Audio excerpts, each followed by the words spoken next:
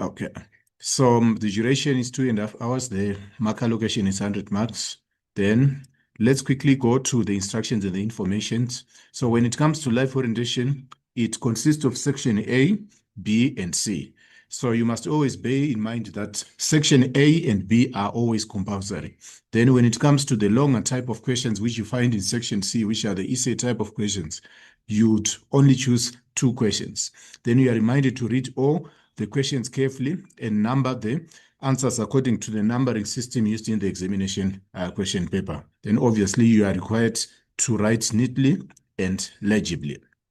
So going to the first question, looking at the first question, section A, which is compulsory, question 1, the instruction reads, various options are provided as possible answers to the following questions. Choose the correct answer and write only the letter A to D next to the question number on the answer sheet provided.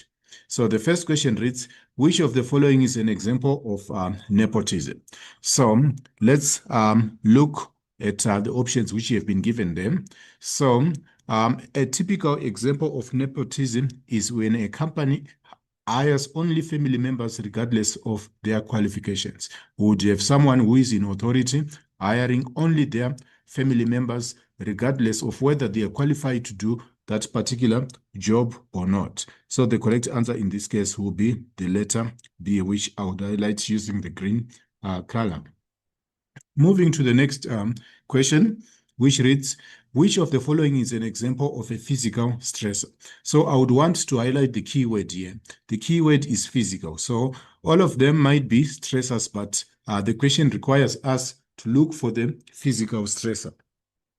So when it comes to the physical stressor, in this case, we are looking at chronic illness, which affects the body. So things which are physical have something to do with the body, with the physical body.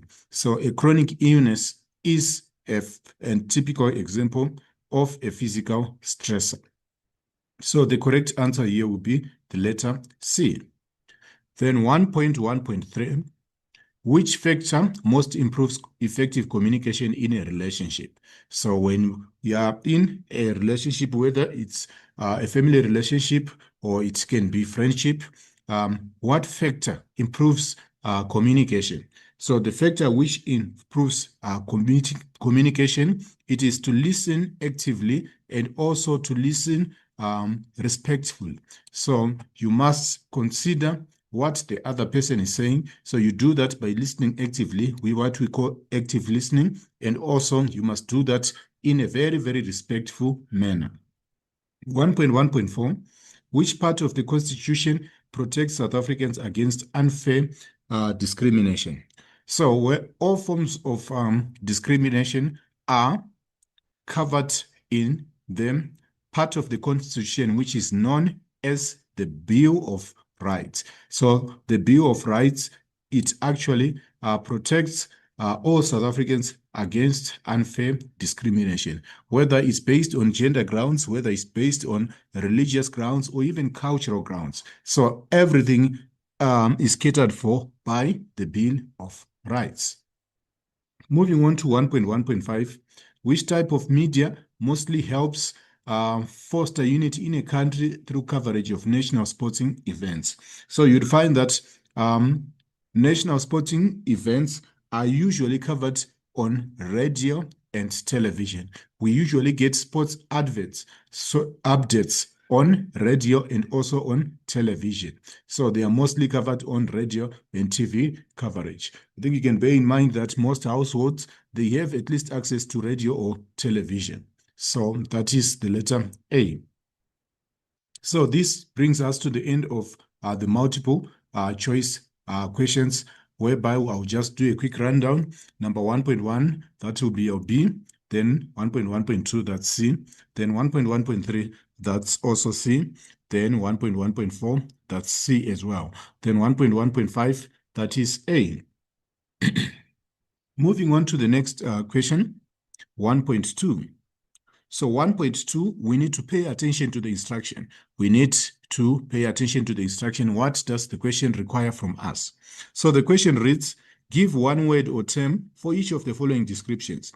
Write only the word or term next to the question numbers. So we are supposed to write only the word or term. So I'll highlight this so that we can bear this in mind. So the first question reads, traditional sports or games that originate from a specific cultural group or community and are often associated with the history and customs and beliefs of that particular groups. So these are known as indigenous games because our keyword is traditional. Traditional, these are the games which have been done or which have been practiced by even the people who came before us, our ancestors. So such type of games are called indigenous games. So our correct answer would be indigenous games. Indigenous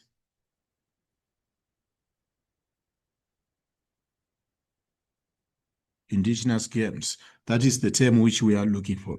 Examples of indigenous games include stick fighting. It also includes diketo. It also includes games such as murabaraba. So those are examples of indigenous games. Then 1.1.2, the process of starting, organizing, and managing a business or a project with the aim of making a profit.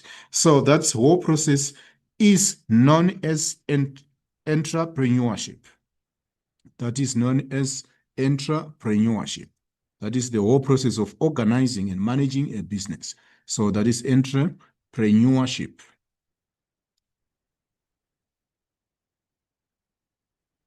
It's when you start your own business, then you set up the things which are needed to start that particular business with the aim of making profit, because the bottom line or the main aim is to make profit at the end of the year or at the end of each financial year.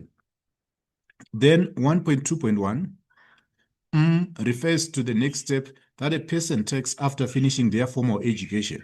This could include entering the workforce, pursuing further education, or embarking on a specific career path. So we are talking basically about our life after grade 12 or after matric. So usually this is known as the post-school destination. So there are various post-school destinations. You find that others might end up in training, others might end up in tertiary education, others might end up doing apprenticeship, and others might end up going into entrepreneurship or going into the workforce. That is known as the post-school destination, where you find yourself after the formal education or after grade 12 or any other stage which you'd ended. Then 1.3, answer the following questions by writing the answer next to the question numbers 1.3.1 to 1.3.3 in the answer book. Write your answer in full sentences. So the question requires us to write our answers in full sentences. So state 2 possible contributing factors of unemployment.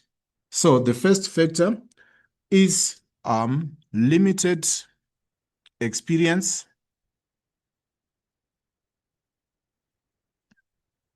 workplace experience. Experience might disadvantage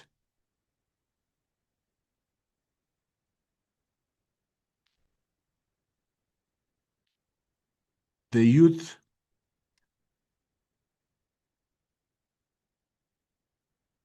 during recruitment.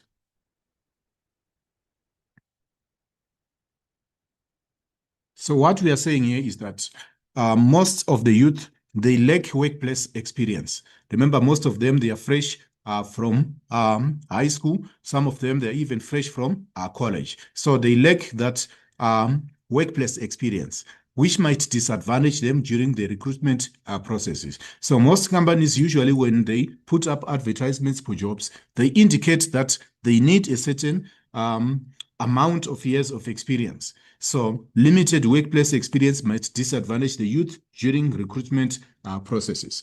Then in addition to that, we might also talk about slow economic growth. So youth unemployment might be affected by slow economic growth. So I'm going to write in green here, slow economic growth. Slow economic growth may result in fewer job openings or opportunities. In fewer job openings.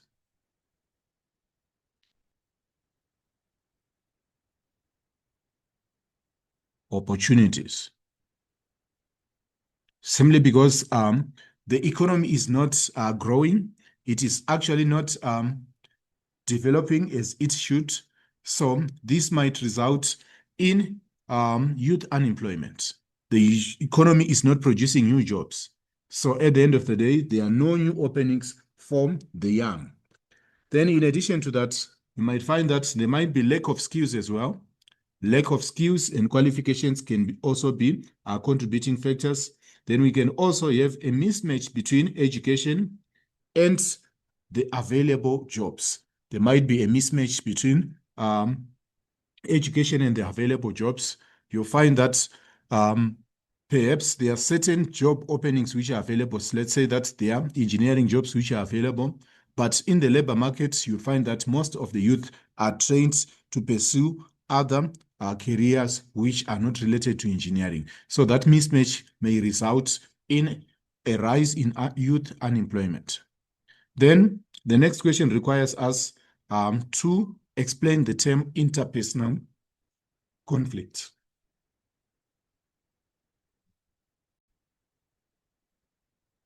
So the question requires us to explain the term interpersonal conflict. So interpersonal conflict, it refers to the disagreement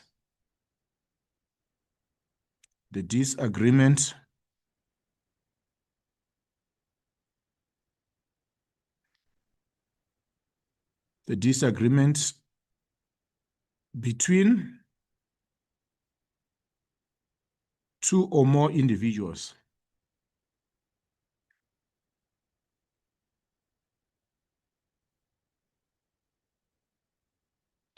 It refers to the disagreement between two or more individuals.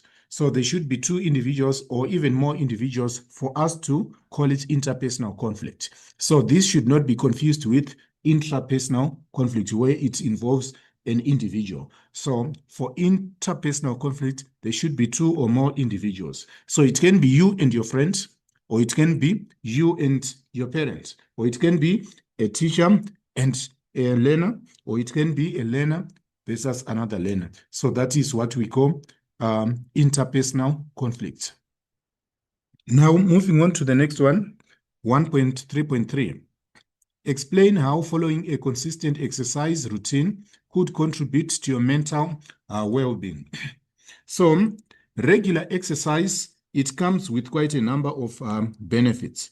So, the first thing which we need to mention is the type of hormones which are released because of regular exercise. So we can say regular exercise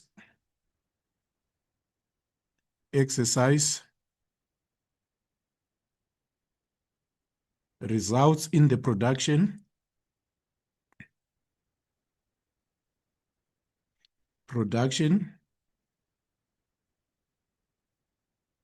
of feel-good hormones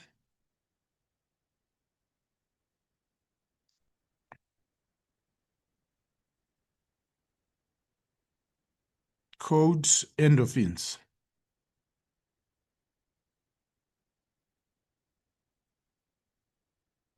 which reduce stress.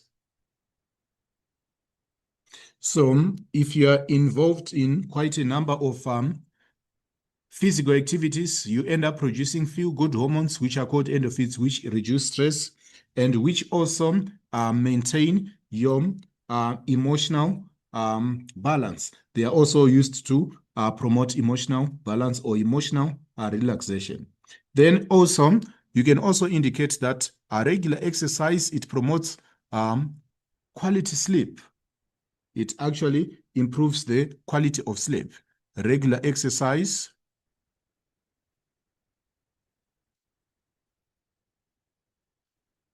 improves the quality of your sleep. It actually improves the quality of sleep, which enhances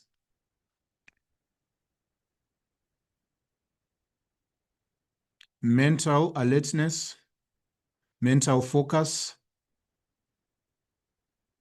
and alertness. So what we are trying to say here is that people who exercise regularly, they actually experience better quality of sleep, which actually enhances their mental focus and alertness throughout the day. So it is highly recommended that you must follow a consistent exercise routine in order to improve your health. So I'll just do a recap here. So it results in the production of few good hormones called endorphins, which reduce stress.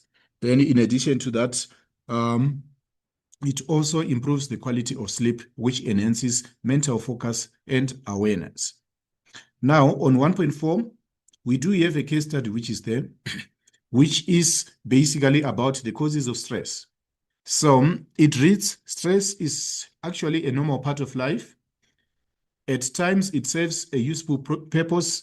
Stress can motivate you to get that promotion at work or run the last mile of a marathon.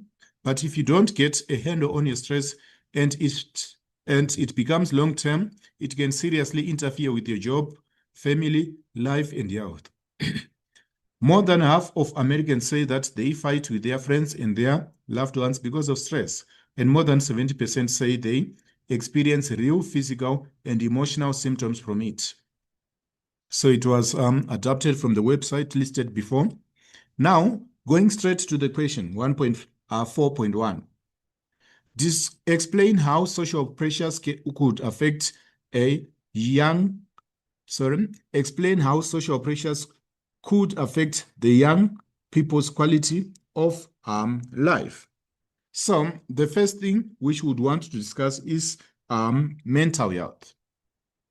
Social pressures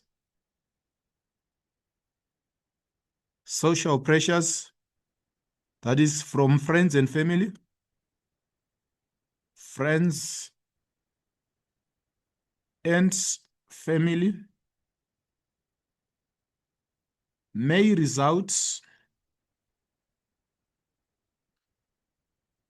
in constant worry, constant fear. They may result in constant fear, worry about meeting certain expectations.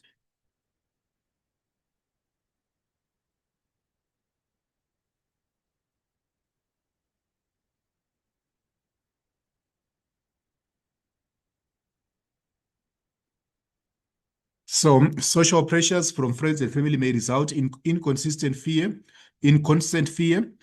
worry, and also worry about meeting certain expectations. For example, the family or friends might require you to perform exceptionally well in your metric exams, which might result in constant fear or which might result in constant worry. So as a result, this leads to depression,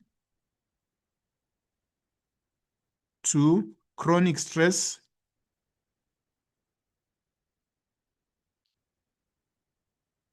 and depression. So as a result, young people end up experiencing chronic stress, which eventually leads to depression. So that is how the quality of life is affected there. Then in addition to that, you can also say that peer pressure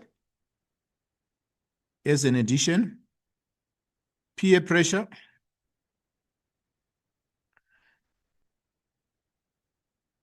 peer pressure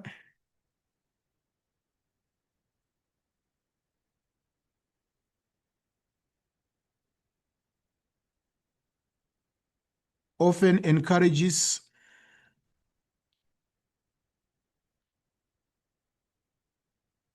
risky behavior. Peer pressure often encourages risky behavior in the youth. But young people end up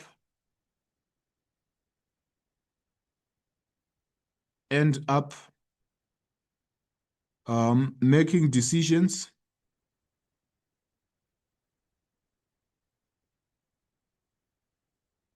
or engaging in activities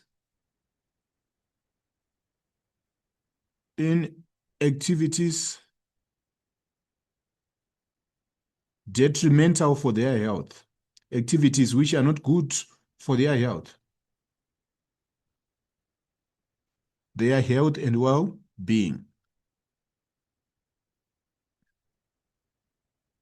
and well-being. So that is also another alternative answer for 1.4.1. So we have two alternative answers, 1.4.1. We have two different alternative answers there. Then 1.4.2, it actually reads, discuss one physical stressor that could affect a grade 12's academic well-being. So we want to look at a physical stressor. So, by the way, when we handle such questions, we need to highlight the key term there. So the question is emphasizing that it needs a physical stressor. We know, or we have it in our mind, that there are different types of stressors, but the question is specific in this scenario that it requires a physical stressor. So there are various physical stressors which we can discuss. So we can talk about physical illnesses. Physical illnesses whereby you are suffering from a particular disease. Physical illnesses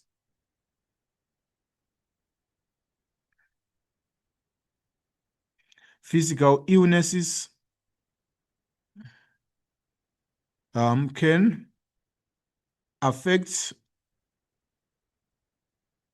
learner school attendance,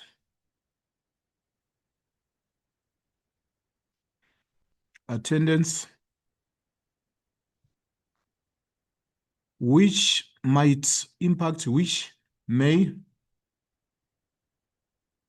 impact on his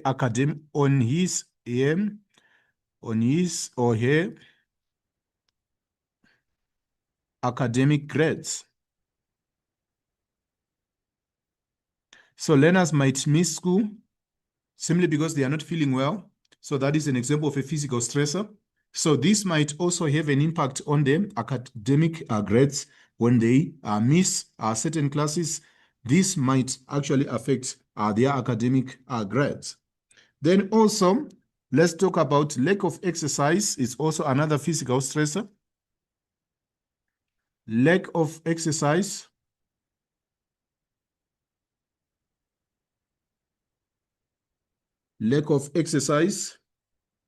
can lead to stress.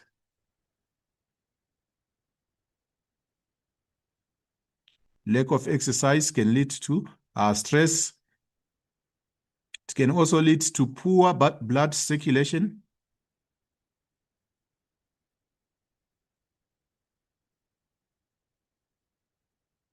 It can lead to stress, and it can also lead to poor blood circulation, reducing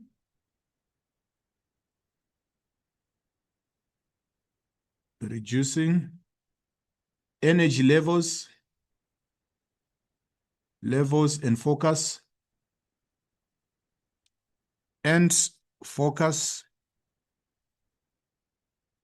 thereby affecting academic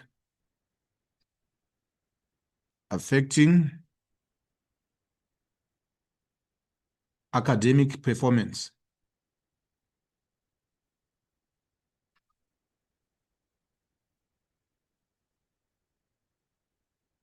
So lack of exercise is also another physical stressor. So in addition to that, you can also add things like poor nutrition, then also high levels of stress. They are also part of physical stressors, which might affect the academic performance of grade 12 learner. Now, moving on to the next question, which is question 2. And by the way, question 2 is a compulsory type of a question. So,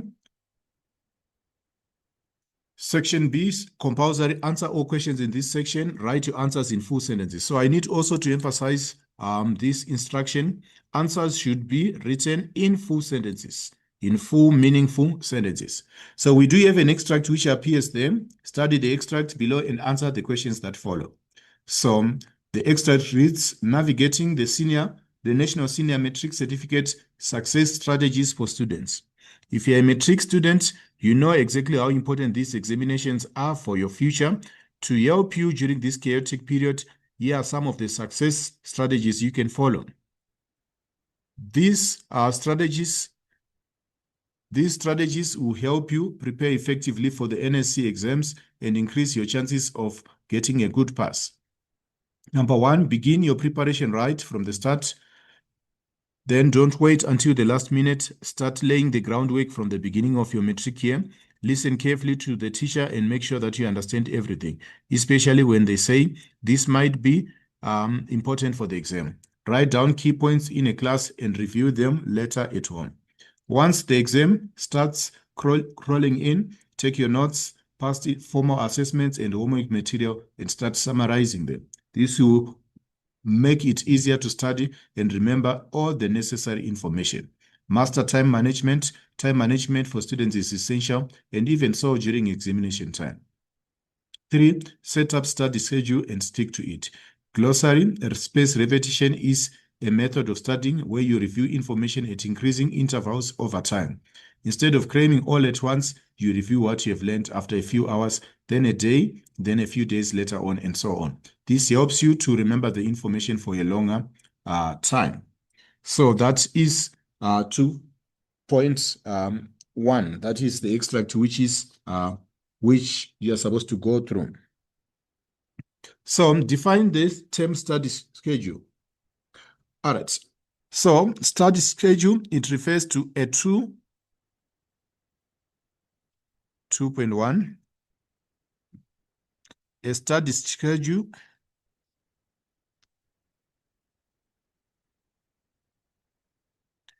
is a tool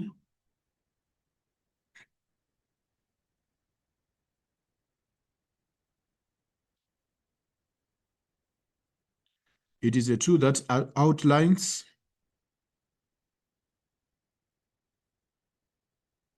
what to study, when to study,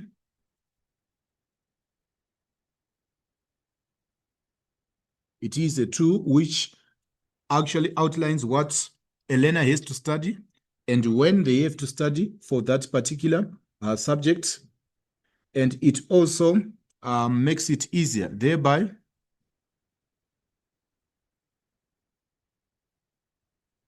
making it easier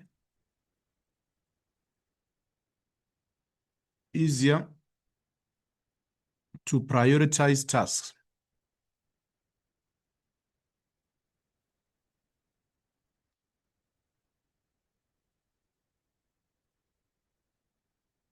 So here are the key issues here. So it is a tool that outlines what to study and when to study, thereby making it easier to prioritize tasks. So you can also say that it refers to a planned timetable. Some would refer to it as a planned study timetable. So it is a planned timetable for study sessions, allowing students to set aside dedicated time for each subject. So it has fair allocation of different times for different subjects. So basically, some would refer to it as a study schedule or as a study timetable. Then others would even call it as a structured plan that allocates specific time slots for studying and other academic tasks. So it makes it easier for a learner to prioritize different academic tasks. Then moving on to the next question, 2.2. Describe 2 habits during examination writing process that learners are likely to commit that could negatively affect the examination outcome. So this one, I would write it below. So some of the habits which learners engage in, which are likely to have a negative impact in their examination outcome. So I would start with the first habit, skipping questions.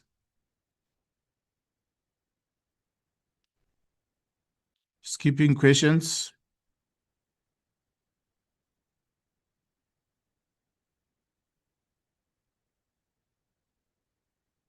Without proper planning. Skipping questions without proper planning may result in learners forgetting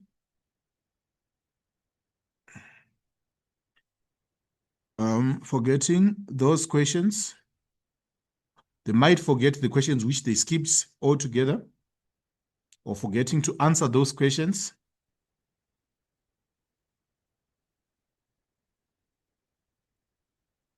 And running out of time. To complete those questions.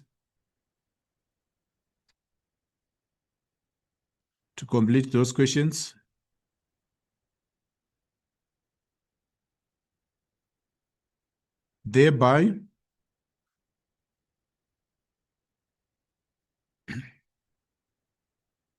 losing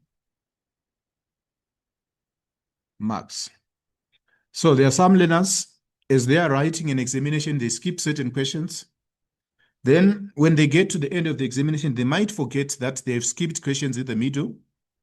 Then after forgetting, they would actually run out of time to refer back to those questions, and eventually they lose marks. So that is one that is one habit during the examination which might affect academic performance. Then, in addition to that, still on 2.2, we also have another challenge whereby rushing through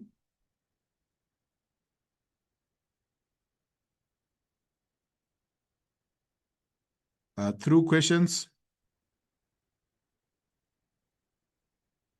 rushing through questions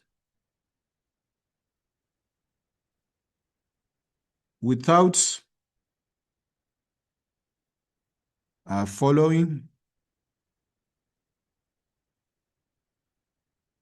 the action verbs, what the question requires. We call them action verbs or command words.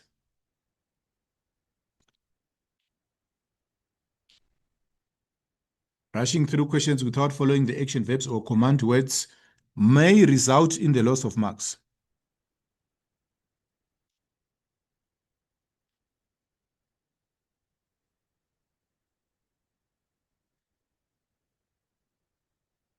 Okay, let me clarify this one. So we are saying that rushing through questions without following the action verbs or command words may result in the loss of marks. For example, there are certain questions which require you to list. So listing is simply writing something down. Then there are some questions which require you to examine. So when you examine, you look closely at something. There are some questions which require you to assess or even to evaluate. So some learners are simply rush through questions without following the action verbs, without even paying attention to the command words. Then we also have poor time management. Poor time management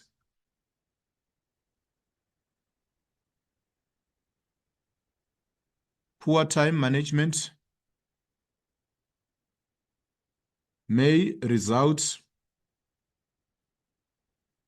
in failure to properly allocate allocate time for each section.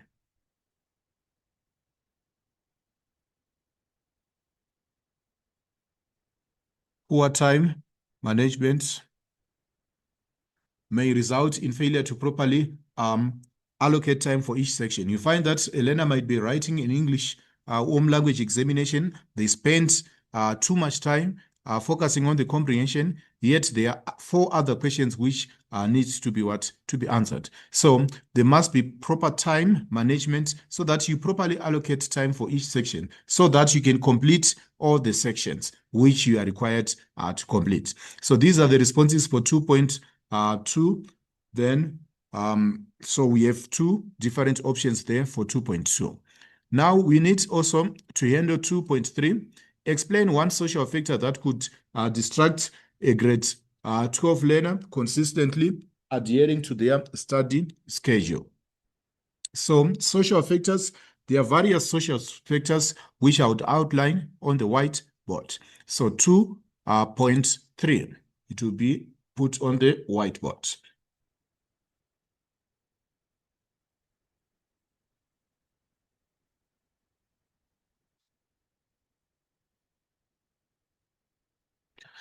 Okay. So the first one, which we need to look at, is social gatherings.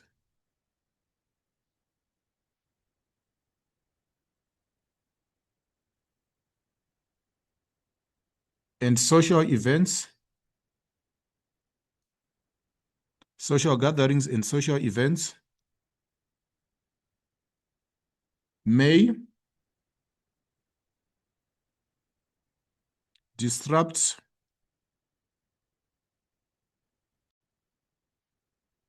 a learner's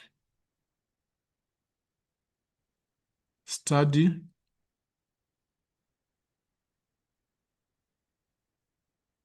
social gatherings and social events may disrupt a learner's study schedule. So this, all right, continuous attendance of social events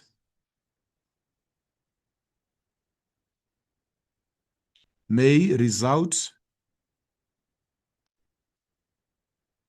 in loss. It may result in loss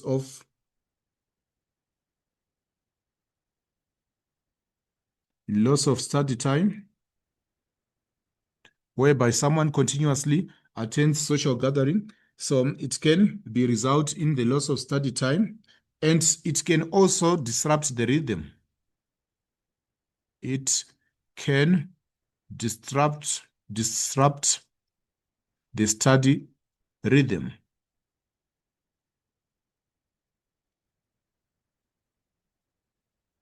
So that is the first social factor which we can also include. Then, in addition to this, you can also talk about family responsibilities. Family responsibilities as well can be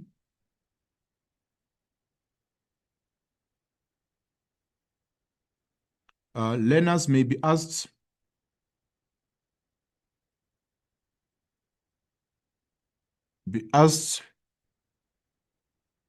to take care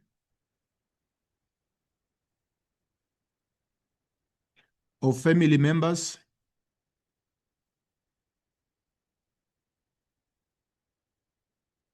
learners may be asked to take care of family members or other family obligations. Family obligations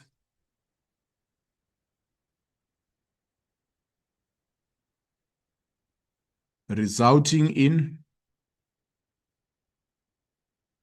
in loss of study time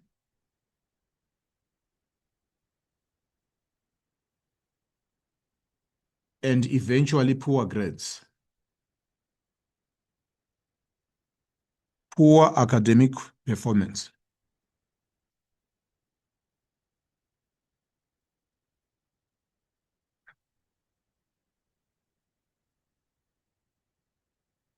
So we have social gatherings, we have family responsibilities. So these are the two key answers there.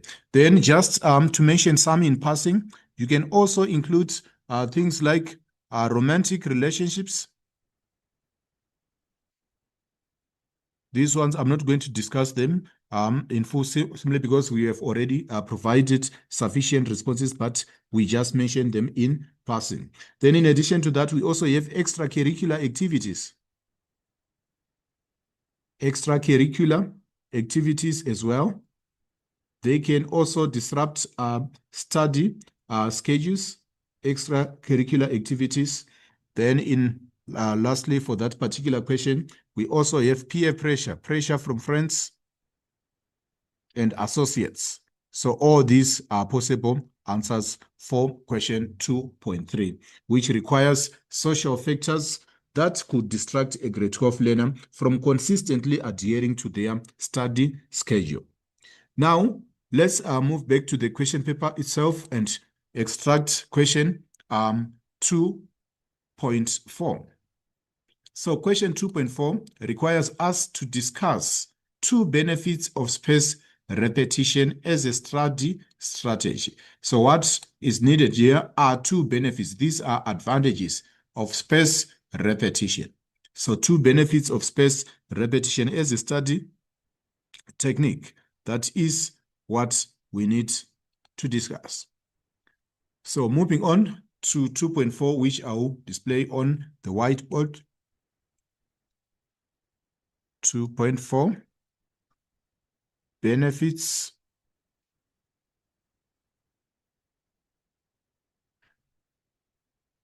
of space repetition as a study strategy.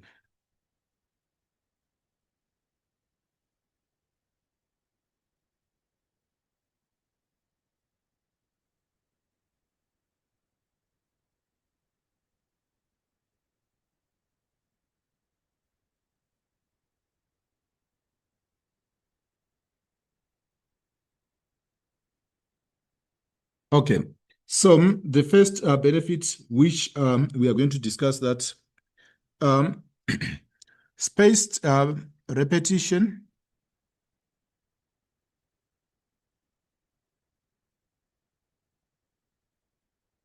strengthens long-term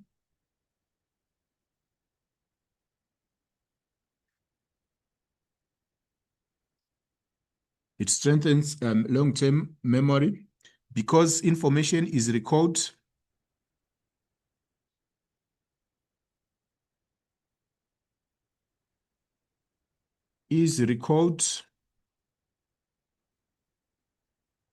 over longer intervals.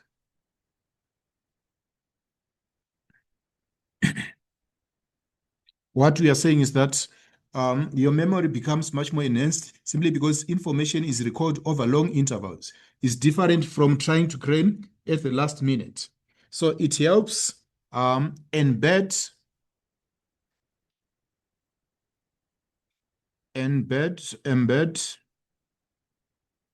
information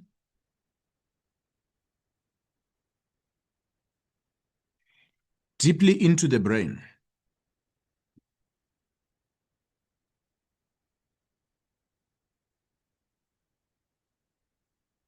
So it enhances information to be rewritten or to be deeply embedded in your brain.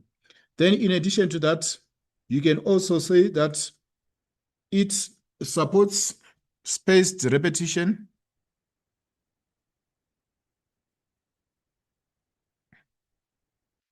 Spaced repetition reduces examination. It reduces examination stress by building confidence through repeated exposure.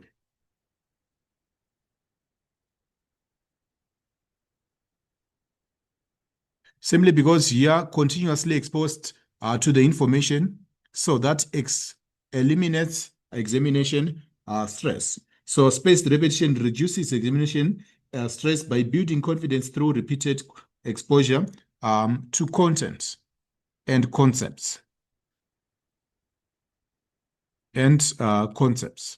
So these are the two advantages of spaced repetition. So the first one is strengthens long-term memory because information is recalled over longer intervals.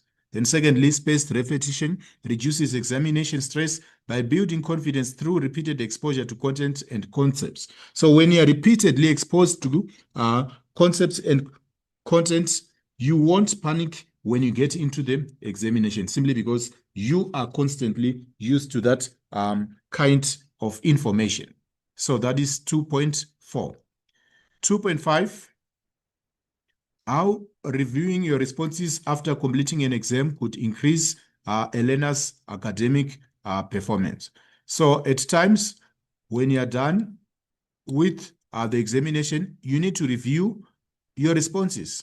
You need to have a second look at your responses. So the question requires us to explain how reviewing your responses after completing the exam could increase a learner's academic performance. So we are similarly going to discuss this on the whiteboard.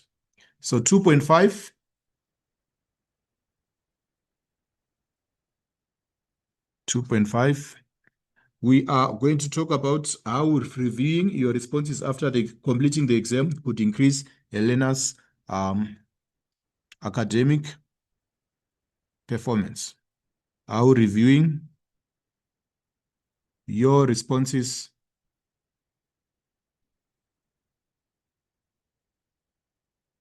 after completing the examination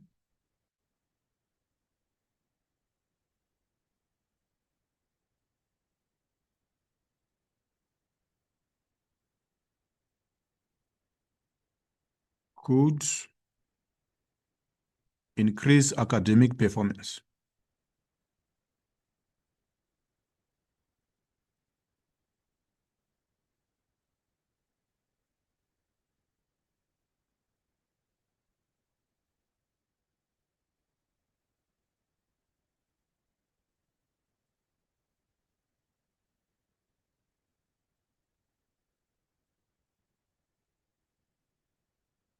Okay, so the first thing is that it helps you reviewing, helps you identify and correct careless mistakes.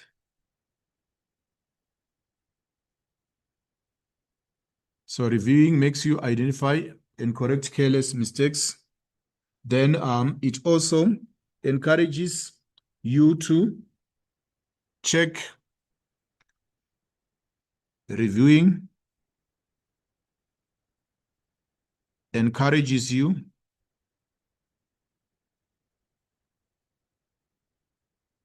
to check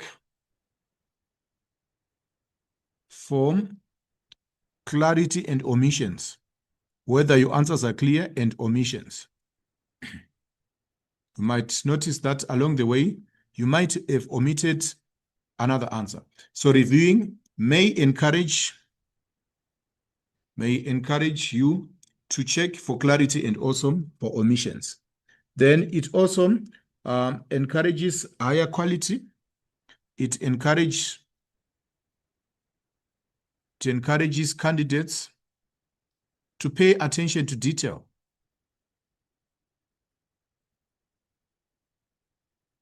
To pay attention to detail. It encourages them to pay attention to detail, thereby producing high-quality answers.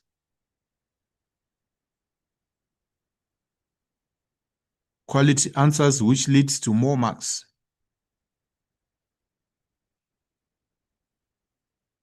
Hence,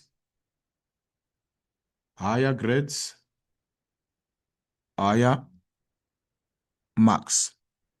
So when you review your work, you can actually pay attention to detail and determine whether you've done justice to a particular question or not. So it actually encourages you to produce high quality answers, thereby boosting your academic performance. So that is 2.5. Moving back to the question paper, how reviewing your responses after with this we have found out, then assess two negative implications of not setting academic related goals. So two negative effects of not setting academic related goals. In each response, please indicate how this could affect a learner's prospects of achieving academic success. So we are talking about the impact of not setting clear academic goals. Okay, so this is 2.6.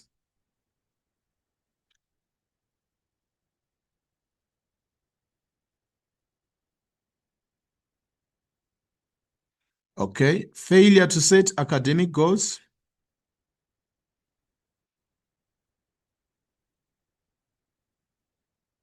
Failure to set academic goals results in lack of direction. Failure to set academic goals results in lack of direction, which results in learners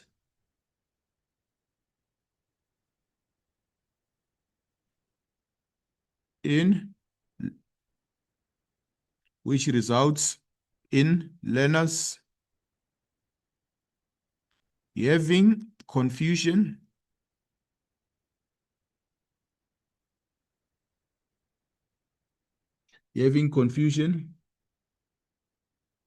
of what to focus on.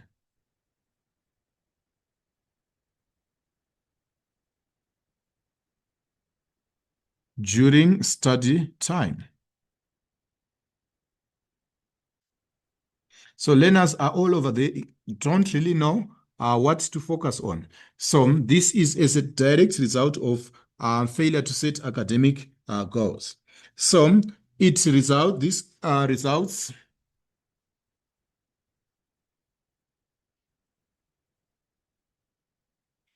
results in lower grades, in lower academic grades. You can call them lower academic scores, and missed academic targets. So it is important for learners to set academic goals. They must set academic goals. All right, so the second implication which I'll discuss is that failure to set goals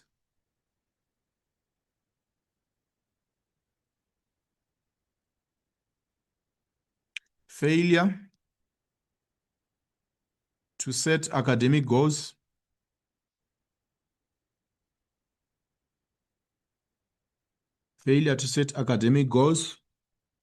leads to low motivation,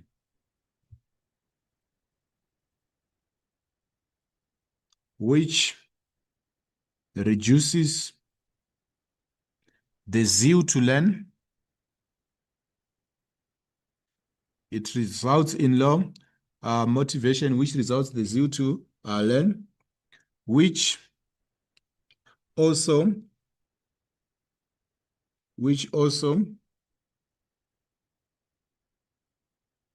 results in poor performance.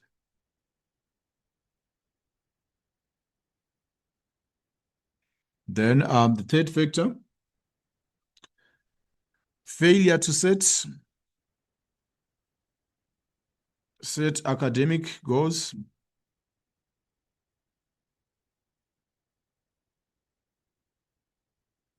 results in poor time management.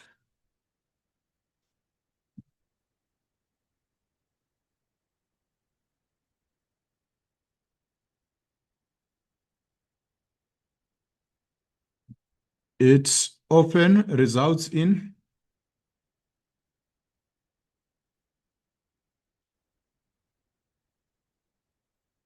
doing things in the last minute,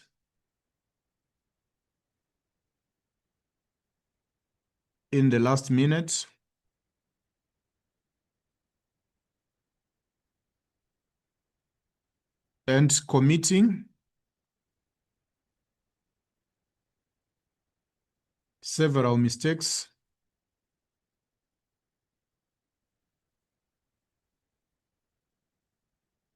hence poor results. So these are the three ways or the three negative implications of not setting academic-related goals. So it results in lack of direction. Learners would end up having confusion on what to do and what to focus on during study time. This results in lower academic scores and missed academic targets. Then failure to set academic goals leads to low motivation. The motivation to do work won't be there, which reduces the zeal to learn and which results in poor performance. It results in poor performance. Then, in addition to that, failure to set academic goals results in poor time management or poor time management skills. It often results in doing things in the last minute and committing several mistakes, hence poor results. So that is 2.6. So moving on with the questions, we are now moving on to question 3. So question 3 is mainly about the role of media in a democratic society in South Africa. So there is an extract which is required to be read. So it reads, despite significant roles, the media in South Africa often faces challenges such as media concentration, issues of bias and credibility, and threats to the safety of journalists. The digital revolution and the proliferation of fake news also pose serious challenges to the integrity of the media.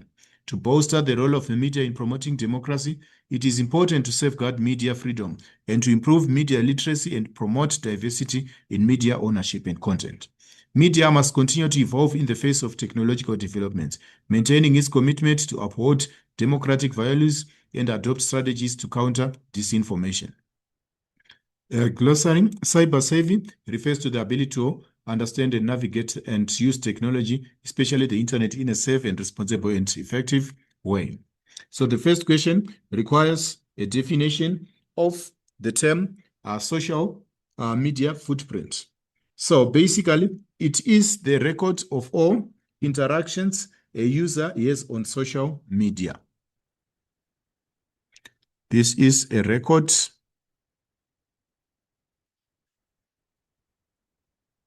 of interactions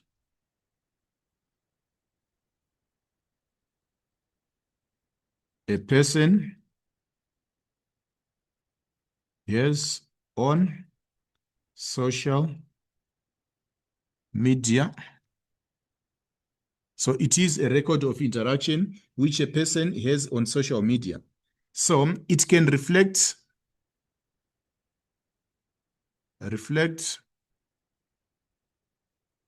a person's online reputation.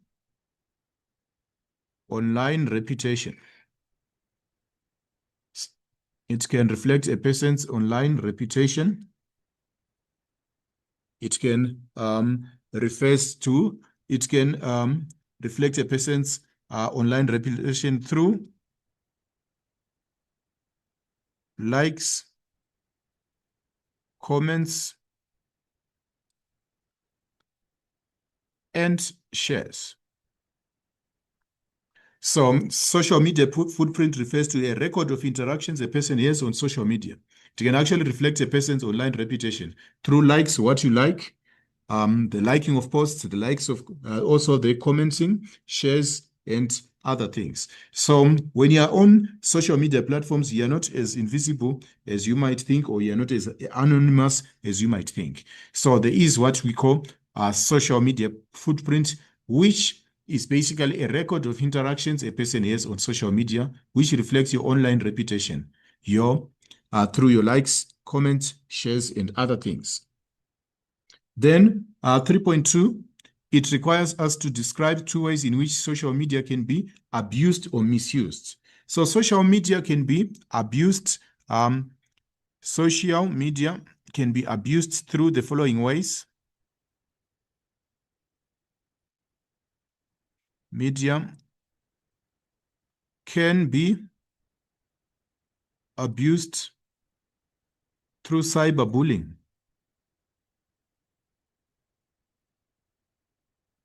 It can be abused through cyberbullying.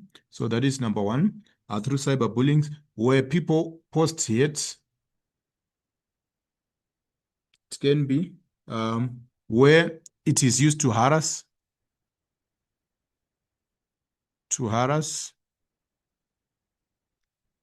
offend,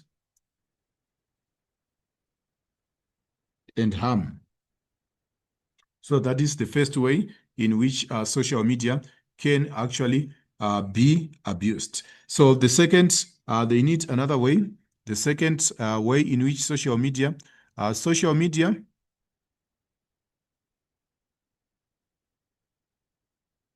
can be used to spread for misinformation.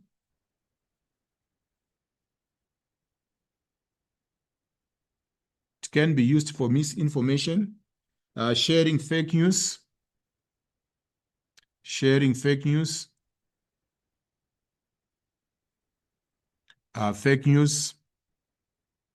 and fake content.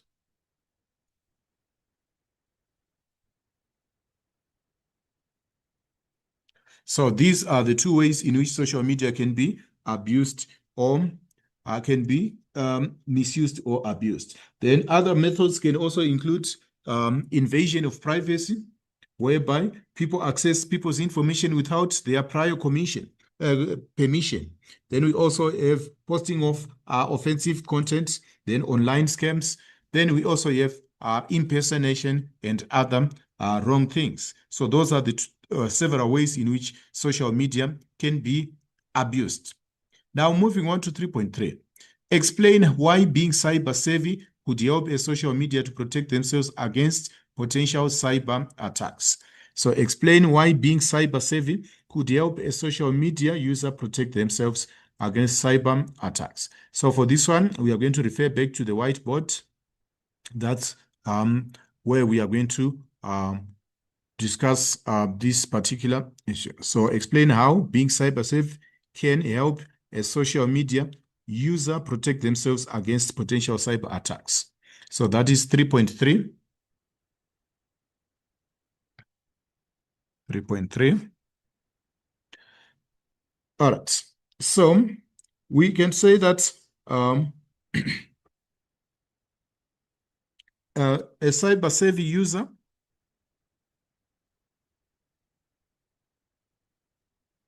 a cyber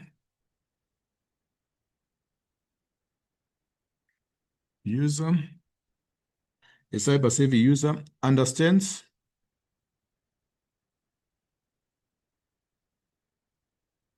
how to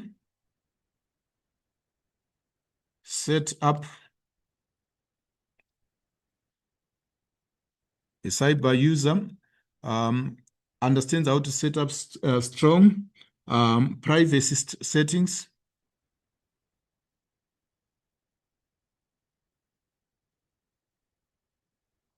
which limit the amount of personal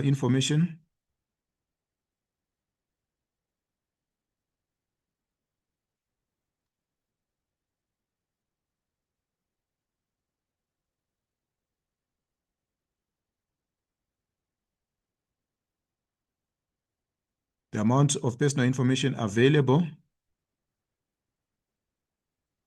to malicious online parties. So someone who is cyber savvy, they know how to set up strong privacy settings, which limit the amount of personal information which they disclose to malicious online parties. Then also, cyber use, being cyber safe simply means a cyber savvy user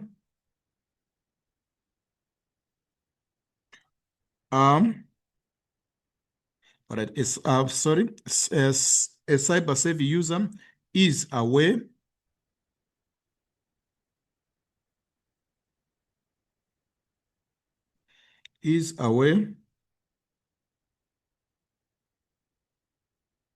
of safe browsing strategies. A cyber savvy user is aware of safe browsing strategies, which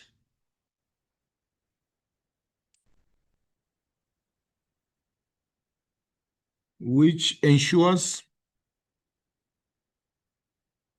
that they avoid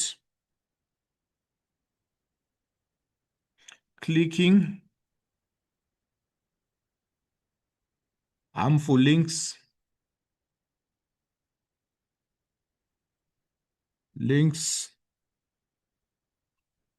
downloading and save files, etc.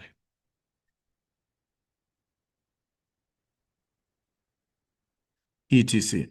So when you're cyber savvy, you know what you browse through, such that you won't fall into them, or you won't fall victim to cyber criminals.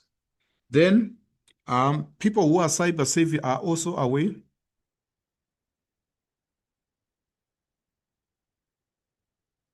people also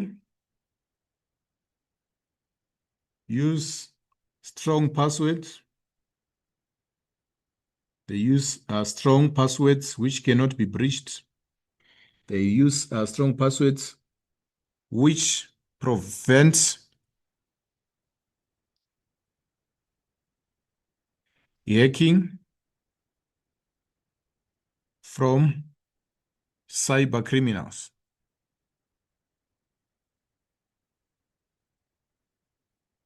So all these are examples of how being cyber savvy would help a social media user. So you understand how to set up strong private settings which limit the amount of personal information which you divulge to malicious online parties. Then a cyber savvy user is also aware of safe browsing strategies, which ensures that they avoid clicking harmful links or downloading unsafe files. Cyber savvy people also use strong passwords, which prevents hacking from cyber criminals. So that is 3.3.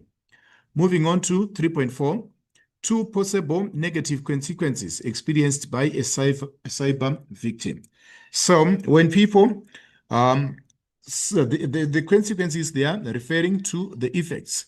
They are actually referring to the negative effects of being a cyber victim. So we need two negative consequences here, which I'll list immediately below. All right, so victims of cyber victims. Cyber victims may develop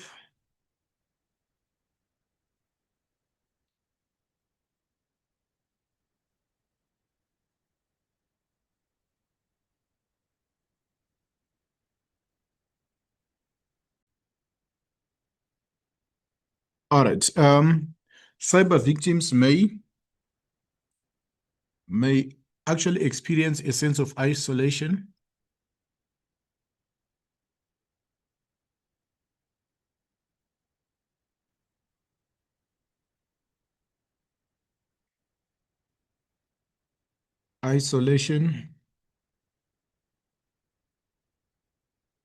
uh, as they feel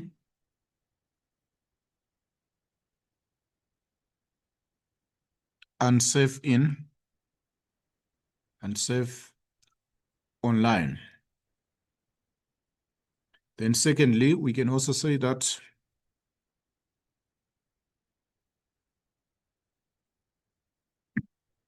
We can also say that they may develop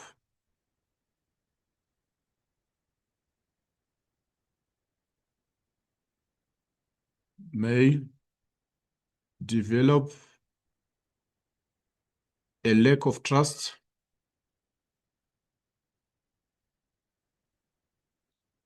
They might develop a lack of trust in others,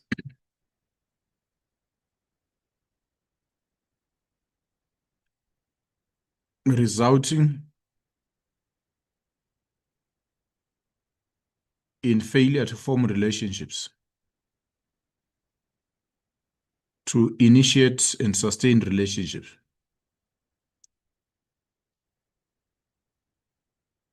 Then others might also become fearful, and others might withdraw from social activities. So all these are consequences, or these effects which can be experienced by a cyber victim, cyberbullying victim.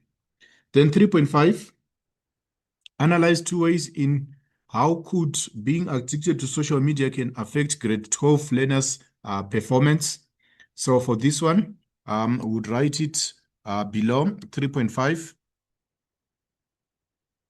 Social media addiction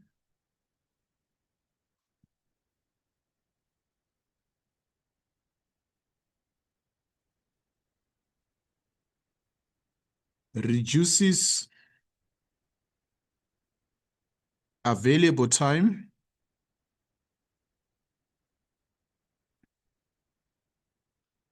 for study. Social media addiction reduces available time for study and for completion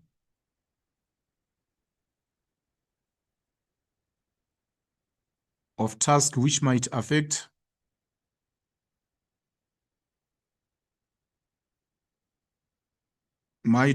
grades. You find that study time will be dedicated towards social media that can severely affect grades. Then also social media addiction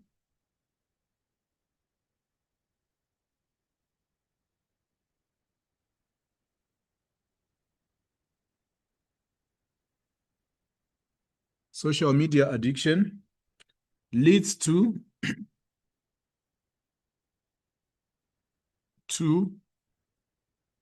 distractions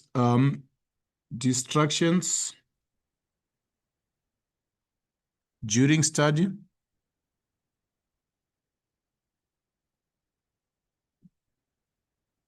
which affects grades as well, results in poor grades.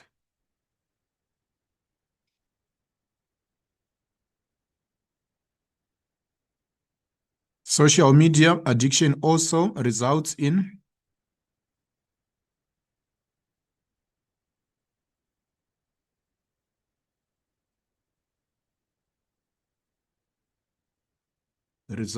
poor quality of sleep, poor sleep quality of sleep,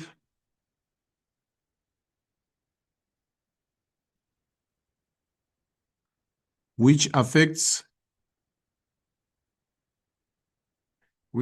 memory, concentration span,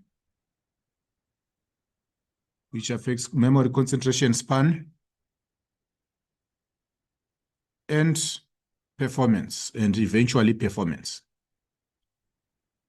So all these are effects of social media addiction. Now moving on to 3.5 or 3.C6, which reads, suggest two ways in which a school could counteract cyberbullying. In each response, explain how these measures could help its prevalence. So this is 3.6.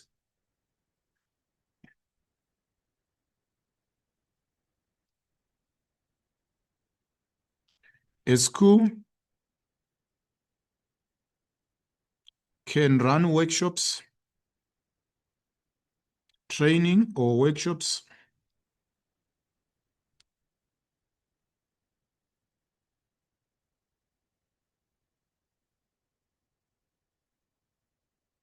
on cyberbullying.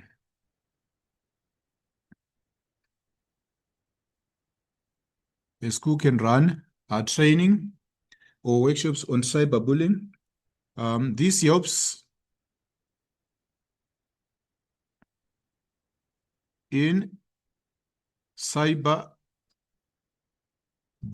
awareness and avoidance. This helps in cyberbullying awareness and prevention. So this will help with cyberbullying awareness and prevention. So as a result, learners might avoid cyberbullying. As a result, learners might avoid cyberbullying. All right, in addition to this, we can also say that counseling services can be organized for victims of cyberbullying.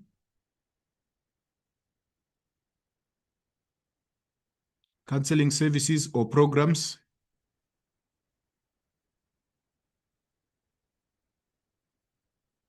might be organized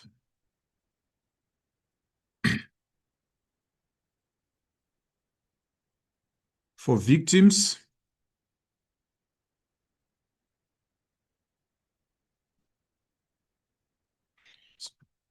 it might be organized for victims. Then also, victims can feel heard and validated. Can feel heard,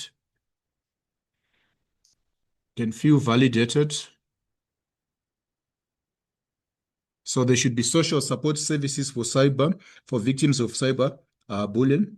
Then also, other policies schools might also establish strong school policies against cyberbullying. Then also peer mentors can guide young students on responsible online behavior. Then the school can also set up a confidential system where by cyber bullying issues are reported online. So all those are strategies which a school setup can actually come up with to handle the issue of cyberbullying. All right, section C. All right, so let's first read the instruction for section C. Section C requires us to answer 2 questions in this section. Then your responses must in the form of paragraphs. Marks will only be allocated for responses written in full sentences. So it is very, very important for you to write full sentences in this particular section. So question 4 reads, study the extract below and answer the questions that follow. How information is accessible to different groups in society. Media reporting plays a crucial role in reflecting a democratic society by ensuring that information is accessible to different groups in society. In a democratic society, it is important for all citizens to have equal access to information in order to make informed decisions and participate in a democratic process. Firstly, media reporting can ensure accessibility to information, providing a wide range of perspectives and viewpoints. In a democratic society, it is important for media outlets to present a diverse range of opinions, voices, including those of marginalized and minority groups. This allows for a more inclusive and representative public discourse. It ensures that all citizens have access to a variety of viewpoints and information. Secondly, media reporting can ensure accessibility to information by utilizing various platforms, technologies to reach different groups in society. In today's digital age, media outlets have the ability to reach a wider audience through various channels, including traditional print and broadcast media, as well as online and social media platforms. This allows for information to reach different demographic groups, including those who may not have access to traditional forms of media. So that is adapted from the website listed there. Then the digital divide refers to the gap between individuals who have access to digital technologies such as the internet, mobile devices, and social media, and those who do not. This gap can be influenced by factors such as income, geography, and also education. All right, so what we are going to do, we are going to answer each bullet separately. So the first factor of the first bullet requires us to discuss the 4 factors preventing access to information. So the first factor which I would handle is the issue of affordability. So you find that in this digital age, there is high data costs and also high technology costs. So high technology costs, high data, and technology costs, high data and technology costs make it unaffordable access to information expensive.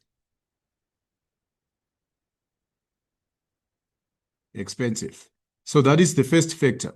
The issue or the first factor is that connecting to the internet is very, very expensive, especially in South Africa. Then in addition to that, buying a technological gadget, which can be in the form of a tablet, it can be an iPad, or it can be a laptop, or even a smartphone. It is very, very, those devices, they come at a high price. So that is the first factor. Then also, we also have the second issue or the second factor being the issue of language barriers. Language barriers. Information can be in the form of languages which people cannot understand. May be in foreign languages, which makes it difficult for those who don't speak those languages.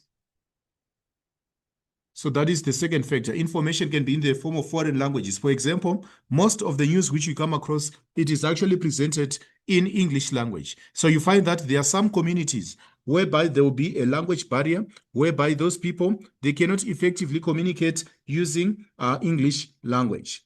Then in addition to that, you can also say digital literacy, low levels of digital literacy. There are still some people who cannot operate digital devices well. So digital illiteracy. There are some people who still cannot operate computers, who cannot operate smartphones. So that is another factor. Then we also have things such as we also have limited availability of poor infrastructure, like lack of electricity.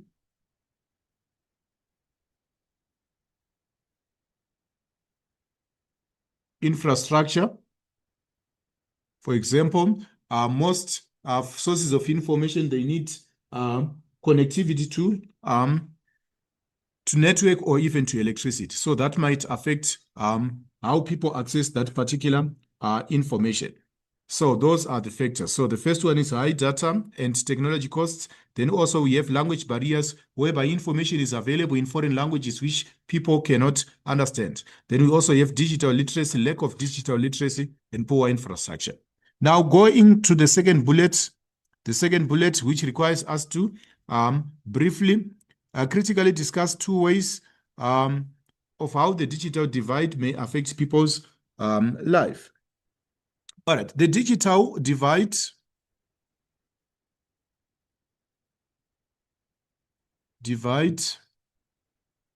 can affect access to job opportunities. So the digital divide may affect access to job opportunities without digital tools. Job seekers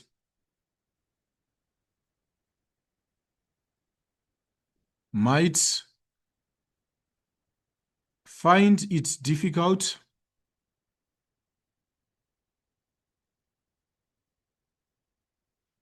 to follow recruitment trends. Most jobs are being posted online, but you find that without access to digital tools, you cannot follow recruitment trends. They fail to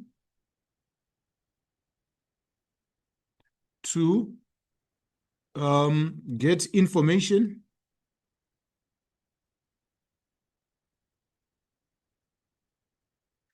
on job alerts and to submit applications.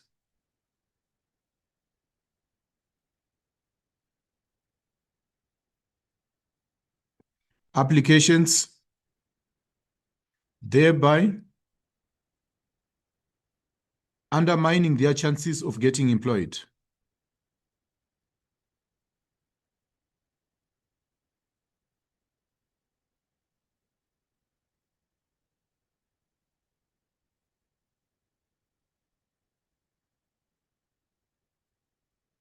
So that is the first factor. It affects employment opportunities. So that is the first challenge. Then in terms of education,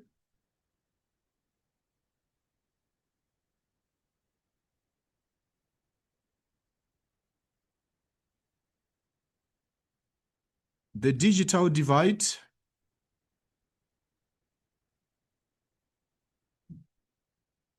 prevents many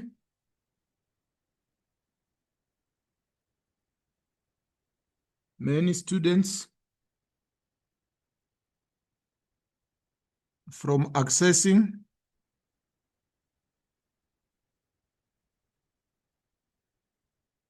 learning resources, online learning,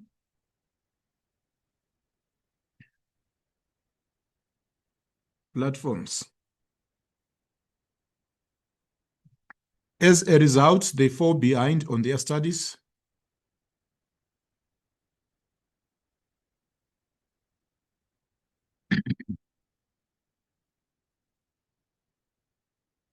As a result, they fall behind on their studies.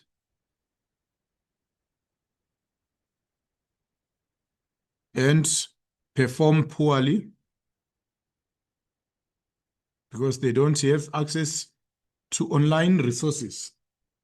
Then, in addition to that, you can also say that it can also affect people from accessing good or quality health. That is another challenge, which the digital divide is. People might fail to access information which has something to do with their health and well-being. That is another challenge. Then moving on to strategies which in which media outlets may enable access to information for all communities. So some of the strategies, I'll list them on the whiteboard. That will be 3 points. That is the second bullet of question 4. Strategies to, that is question 3, question 4.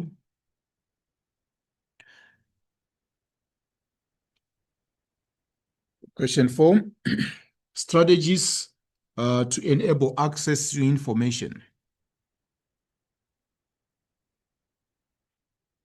To enable information, or we can say to enable universal access to information for everyone.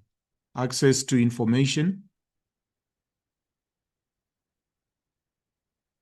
So what can media houses do, or what can media companies do to make sure that each and every individual has access to information?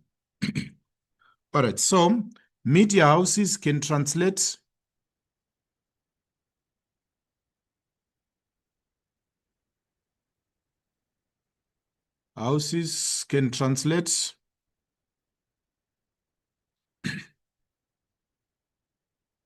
information or news to or into languages which the locals can understand, which local people can understand.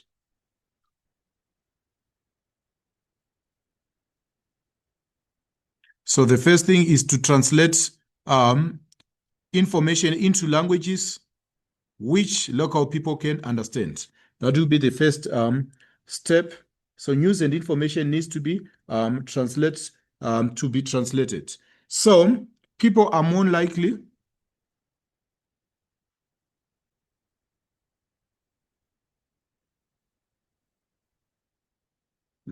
to understand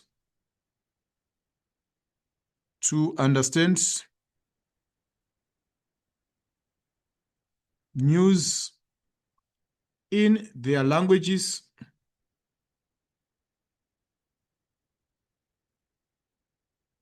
and they can easily relate to it,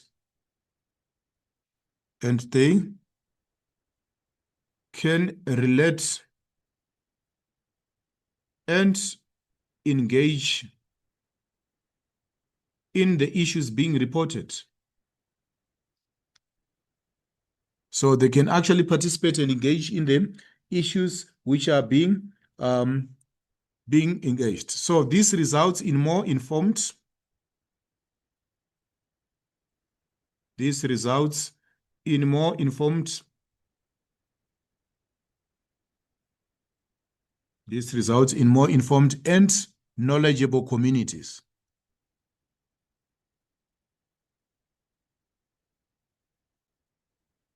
This results in more informed and more knowledgeable communities. So the first strategy is to translate information into languages which people can relate to and they can easily understand, so that they can also contribute into meaningful discussions or dialogues of whatever issues which are being reported. So that is the first method. Then media houses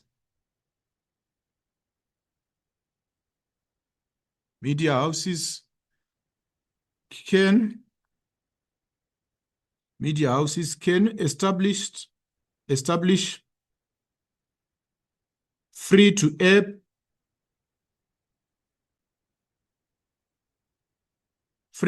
platforms. When you're talking about free-to-air platforms, we are talking about media platforms whereby the audience does not have to pay anything. They do not require, which do not require any form of subscription.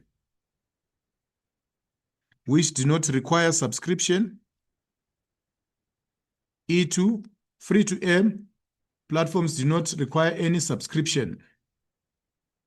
So this makes information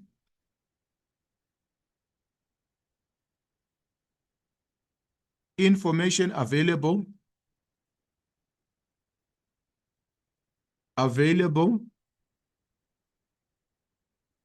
to low-income communities who cannot afford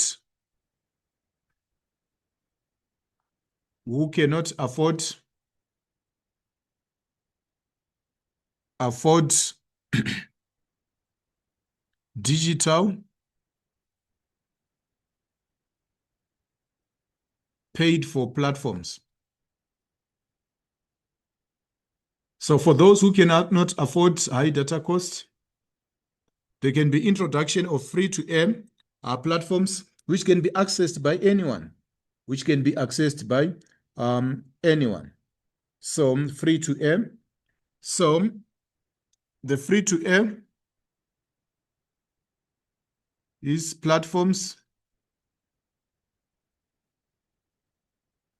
can provide health, educational,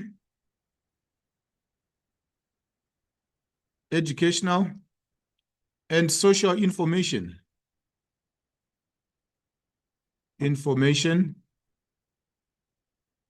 to communities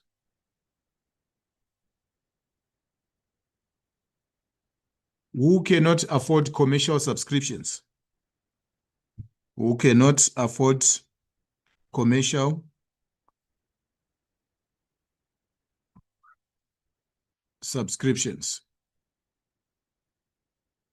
So this is a second strategy of how it can be done. So translating information to languages people can understand. Then also, in addition to that, they can also make sure that they establish free-to-air platforms.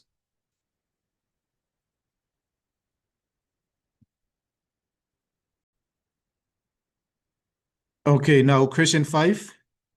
Okay, we are going to study the extract, then we answer the questions that follow. So the extract reads, enhancing local government service delivery in the South African context. The role of local government in ensuring efficient and effective service delivery is more crucial than ever.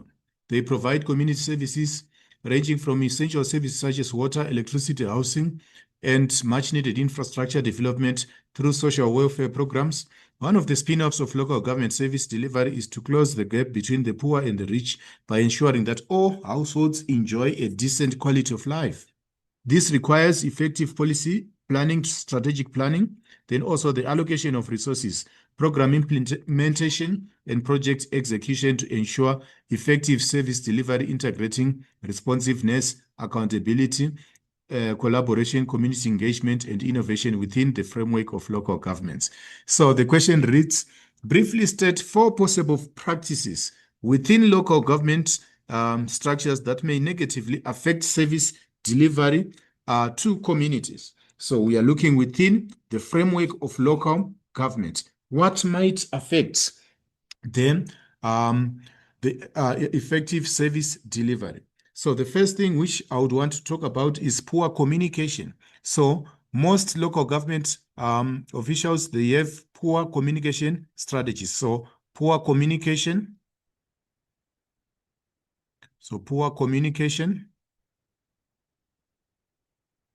Poor communication, where leaders fail to take where leaders fail to effectively communicate what they want to do with for the community, which results in misunderstanding. So poor communication by leaders,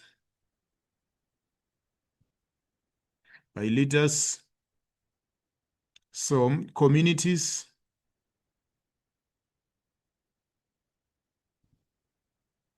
fail to understand really.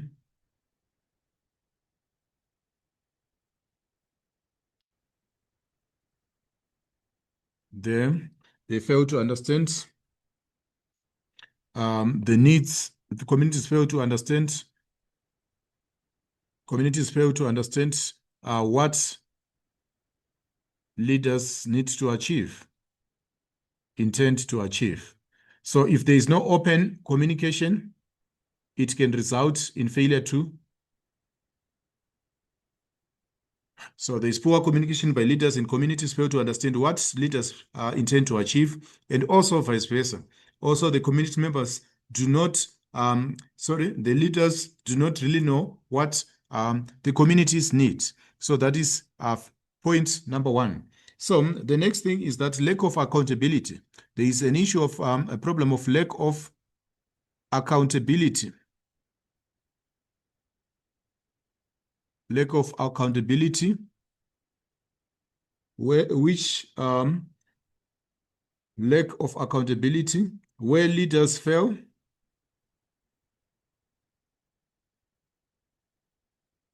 to take accountable for their actions, resulting in poor service delivery.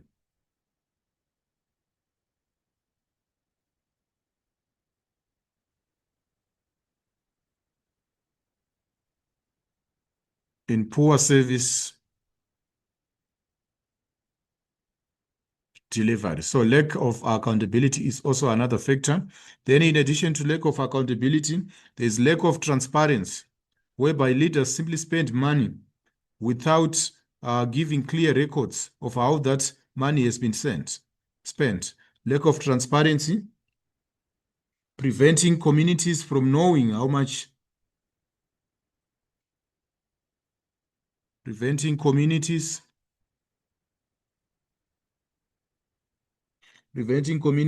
from knowing how decisions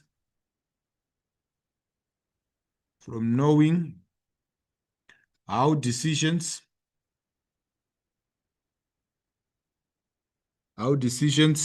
and budgets were made.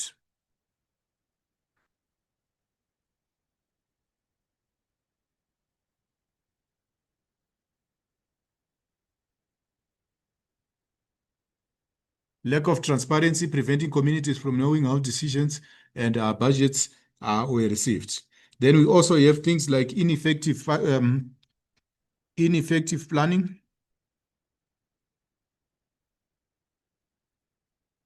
Ineffective planning when projects are done without proper planning, which results in the quality. Then we also have things like mismanagement, nepotism,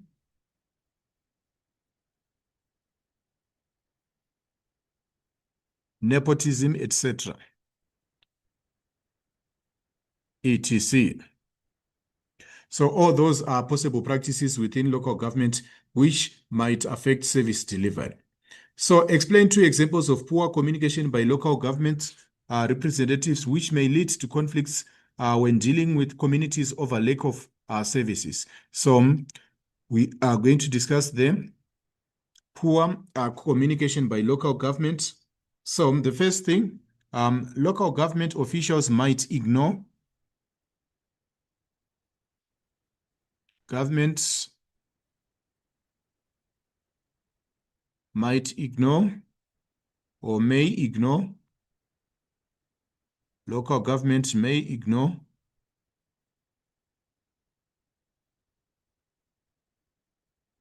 local government may ignore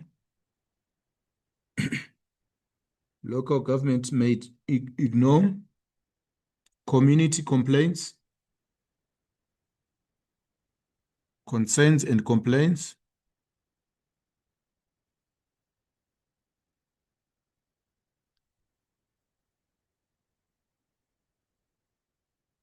This creates anger and frustration.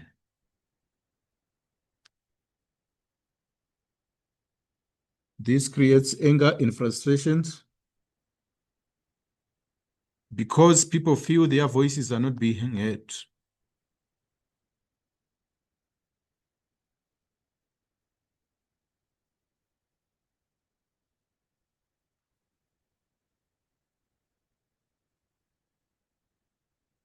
This creates anger and frustration simply because people feel that their voices are not being heard.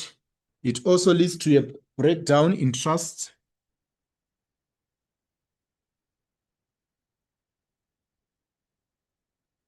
In a breakdown in trust. In trust between local government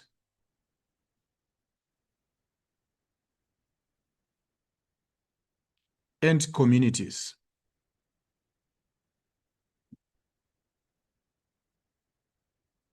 This results in protest. This results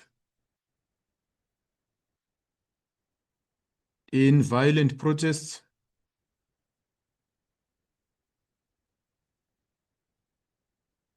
This results in violent protests and open conflict.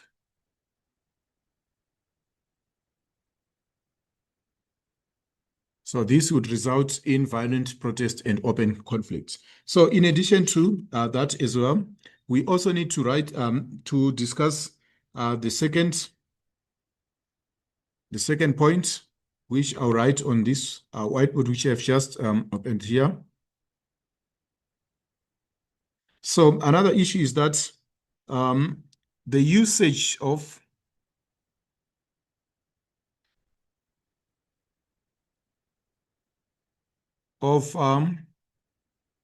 unclear and confusing language by government officials.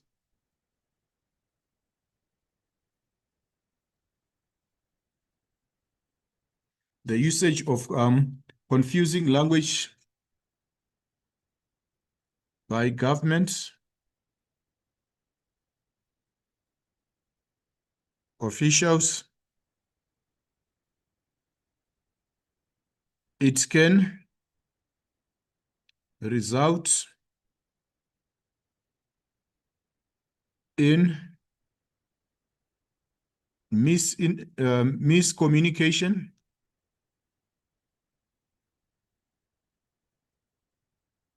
whereby the community does not fully understand the message.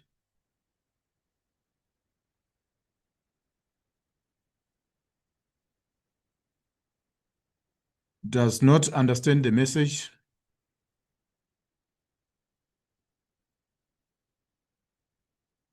The message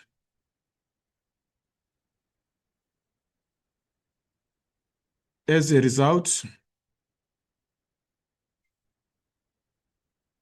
there will be unrealistic expectations.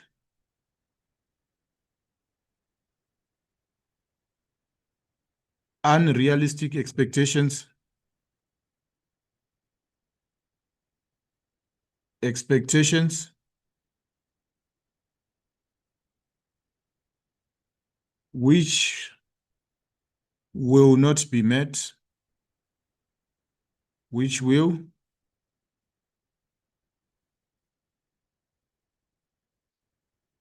not be met and results in conflicts.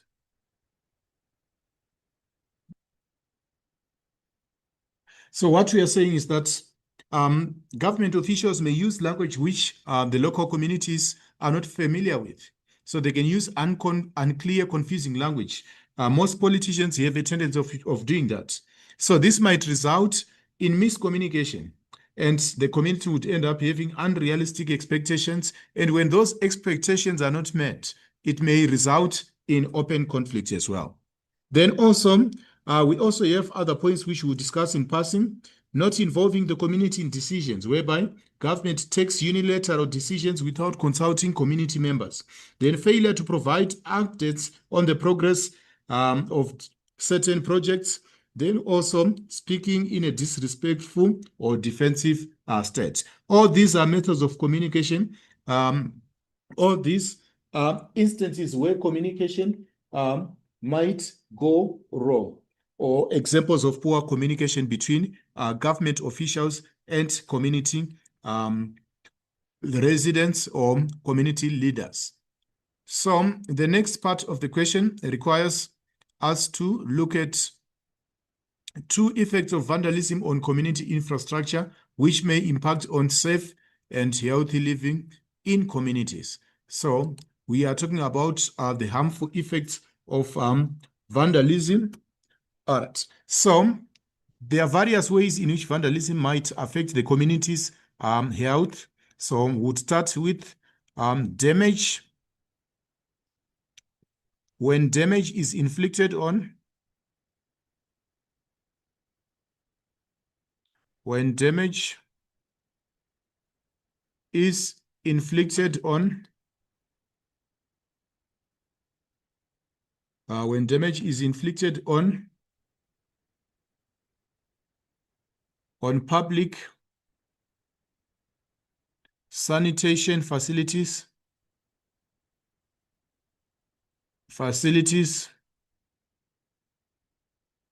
such as public toilets,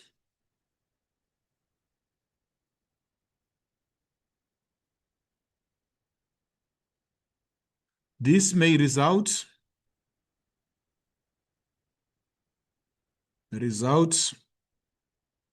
in poor hygienic practices.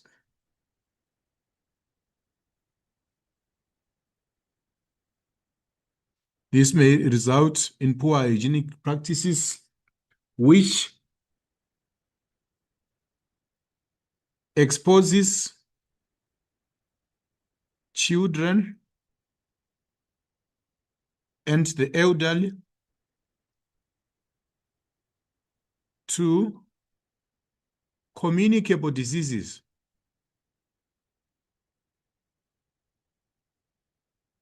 So as a result, the elderly and children, they are exposed to communicable diseases. So as a result, The community's health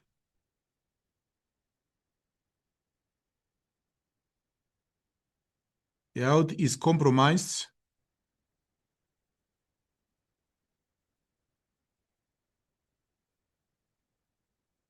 as well as safe environments.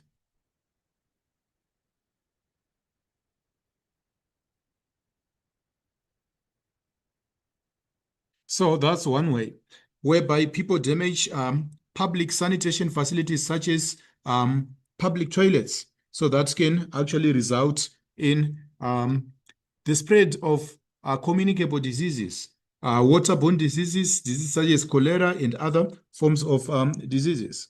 Then we also have theft of damage to electrical boxes, to electrical infrastructure,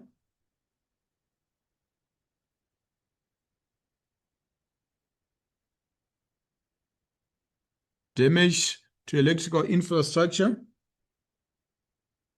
can result in power cuts. It can result in power cuts which affect businesses,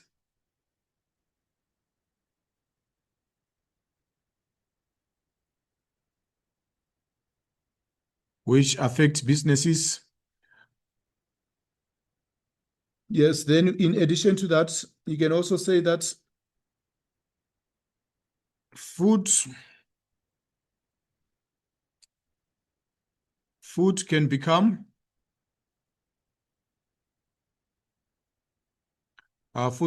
spoiled,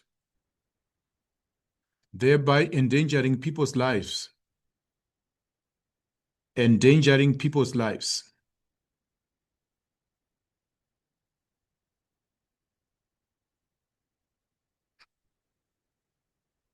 All right. In addition to this, damaged infrastructure, electrical infrastructure,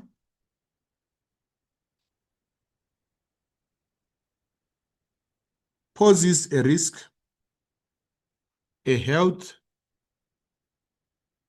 risk to the public. So if wires, electrical cables are damaged or they are lying around, it can actually compromise the health and the safety of individuals. In addition to that, we also have breaking of windows and doors in public buildings. For example, vandalism in clinics and schools or libraries disrupts essential community services. Damaged doors or windows leave buildings exposed to weather or even theft. This results in service delays and increased repair costs for the community. Then we also have the issue of graffiti and defacing public property. Spray painting or scratching public buildings creates untidy and neglected appearance. This gives the impression that the area is unsafe or uncared for. Such environments can encourage more vandalism or crime due to lack of order. This may result in the result is a community that feels insecure or disrespected. So all these are various effects of vandalism. Now, moving on to the next question. All right, the next question will be question 6. The next question will be question 6. So question 6 reads, study the extract below and answer the questions that follow. The negatives and the positives of change. The negatives and positives of change is inevitable. When you think of change having an impact on our mental health, we typically think about loss, the end of a relationship, and other similar endings. This can be difficult to accept, but sometimes even positive change can create stress, even when it's something we have looked forward to. So regardless of what type of change is taking place in your life, there are coping tips that you can utilize to cope and come up out the other end a stronger version of yourself. So state 4 negative changes that may affect a person's life. So some of them, negative changes which can affect a person's life, I'm going to list them below. So this one is going to be listed below. So physical health and decline.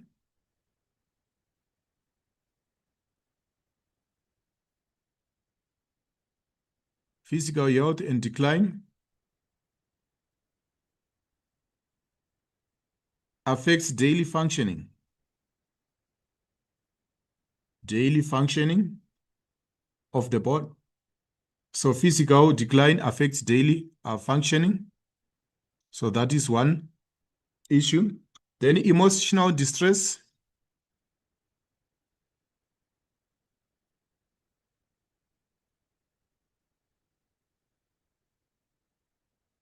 Then in addition to emotional distress, poor lifestyle choices.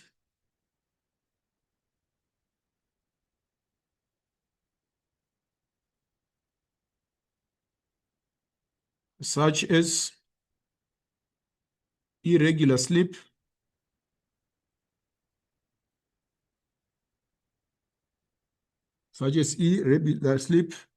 unhealthy eating habits.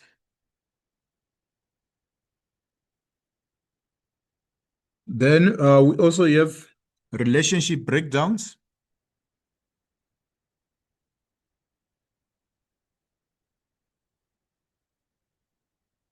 Breakdowns such as divorces.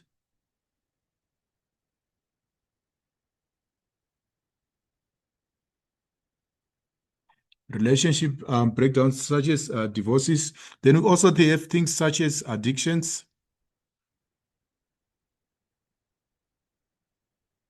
and social isolation. So all these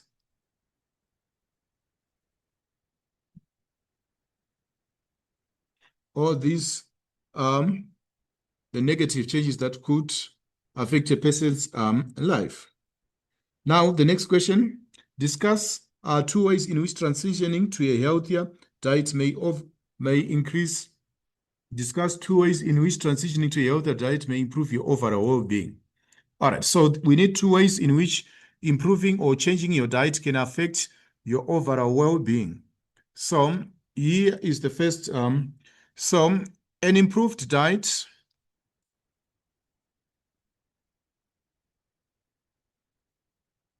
increases energy levels.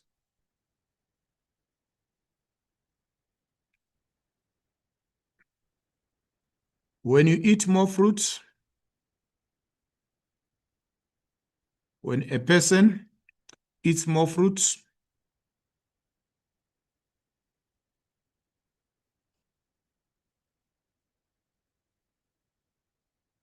eats more fruits,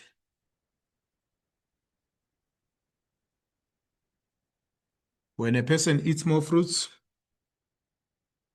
the body receives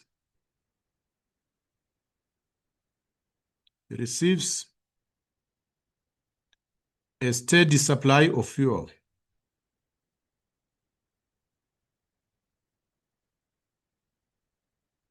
Of fuel it needs.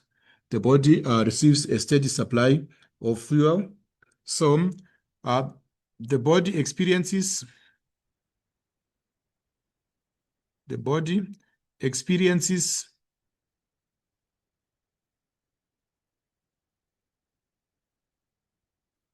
the body experiences less fatigue. The body experiences less fatigue. The mind feels more focused.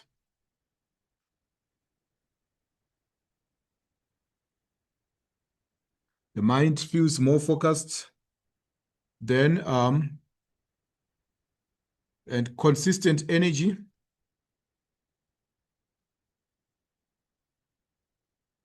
Energy supports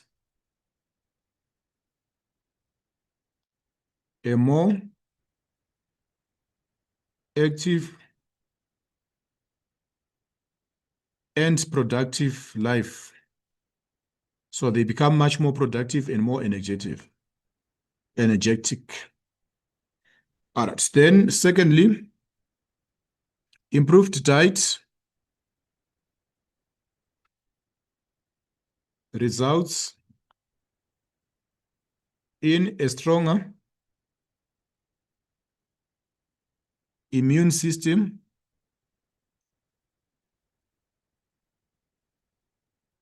Improved diet results in a stronger immune system. This provides as a result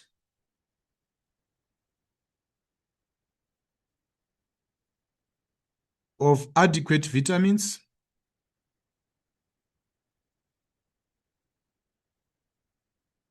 This is as a result of adequate vitamins. This is as a result of adequate vitamins. Then we can also say that the body will be able to fight infections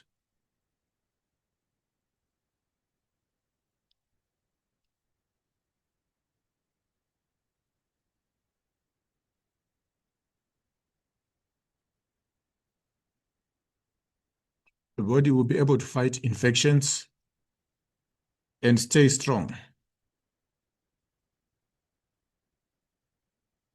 So in addition to that, there's also a lower risk of chronic disease.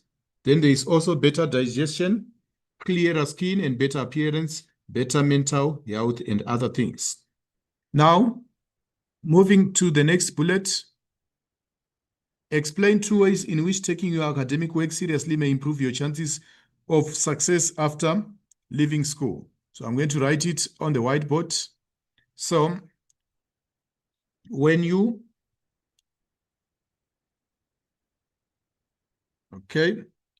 taking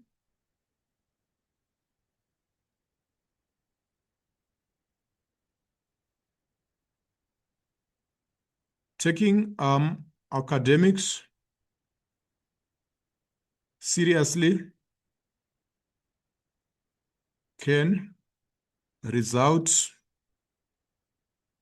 in building a strong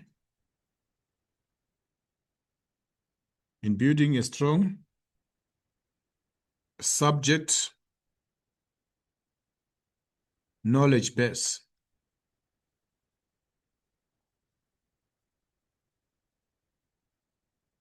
This is a strong foundation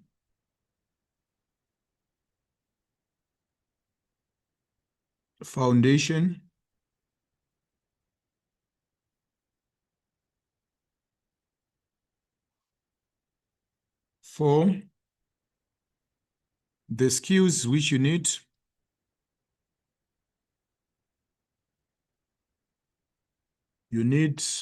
in your career. So it will be a strong foundation for the skills which you need in your career or in higher education or training.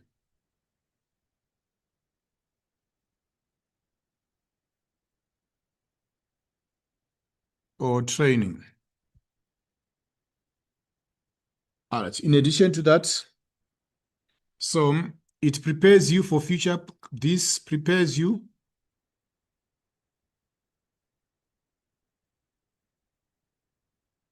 for future careers. So this prepares you for the careers of the future. Then secondly, it develops discipline and time management skills. So it also builds discipline and time management skills. All right. Serious academic commitments.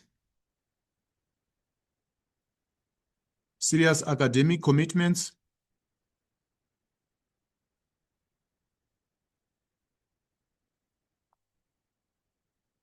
Serious academic commitments means you can balance your priorities.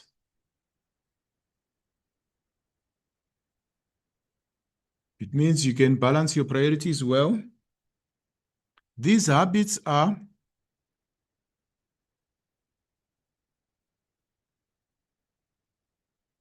essential for the workplace. These habits are essential workplace. The world of work, it needs people who can prioritize their tasks. Therefore,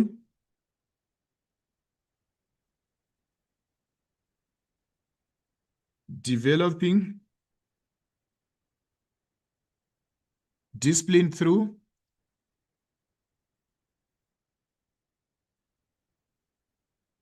schoolwork,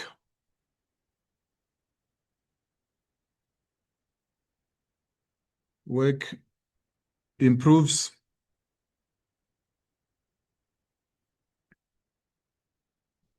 your future work readiness.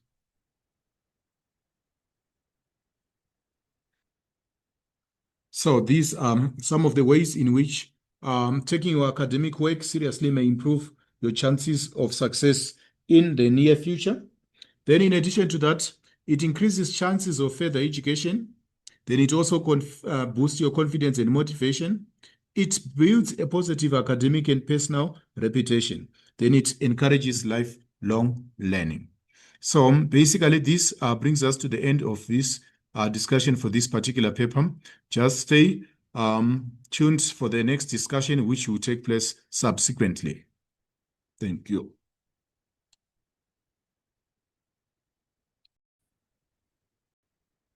Hello, everyone. Welcome to Grade 12 Life Orientation revision. Okay. So the duration is 2.5 hours. The mark allocation is 100 marks.